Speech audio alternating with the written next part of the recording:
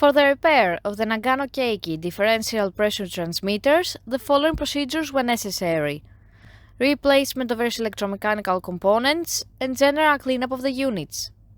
For testing, we add some pressurized air as power supply, a water column as input signal, and a mercury column in order to see the pneumatic output. By manipulating the input signal, we see that the unit reacts accordingly, and at 0 mm H2O the output is 0.2 bar, and at 1100 mm H2O the output is 1 bar.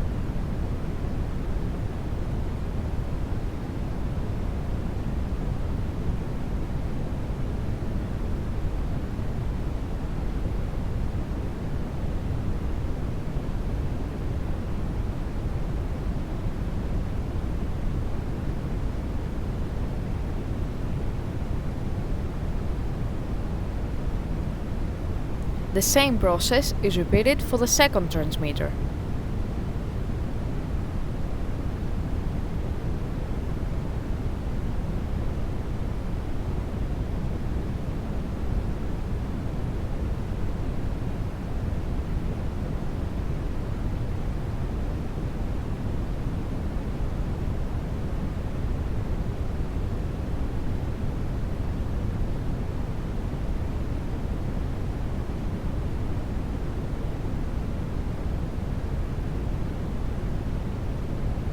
It is now clear that the differential pressure transmitters are working successfully and are ready to be delivered to the customer.